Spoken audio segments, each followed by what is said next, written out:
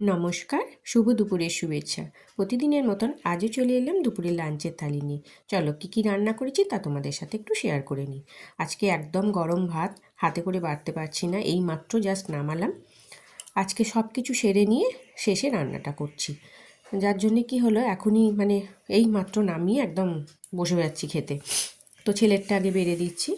দিয়ে দিলাম 4 টুকরো শশা লম্বা করে কাটা, আর মেথি শাক একটু ছিল গতকালের, তো ওইটাই একটু আলু দিয়ে আবারও ভাজা করে নিলাম। আর করেছি 5 মিশুলি তরকারি, মানে চচ্চড়ি বলতে পারো, শাক ছাড়া চচ্চড়ি।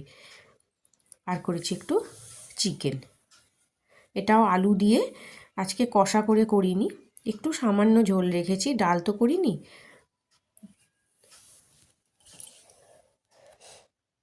আর শীতকালে একটু এরকম গরম গরম চিকেনের ঝোল খেতে খারাপ লাগে না, পিকনিক পিকনিক স্টাইল লাগে। আর এতে একটু দিয়েছি আজকে পেঁয়াজকলি।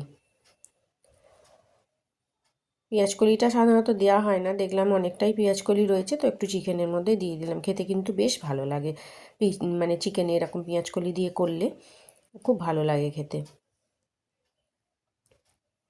তো দেখো বন্ধুরা, এই ছিল আমার দুপুরের লাঞ্চের থালি। তোমাদের কেমন লাগলো অবশ্যই কমেন্ট করে জানিও। আর দিয়ে দিলাম 1 গ্লাস জল।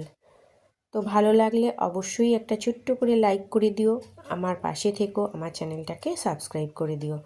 আবারও আসবো পরে আরও একটা কোনো লাঞ্চের থালির ভিডিও নিয়ে। ততদিন তোমরা সুস্থ থেকো, ভালো থেকো, আর অবশ্যই আমার পাশে থেকে একটু সহযোগিতা করো।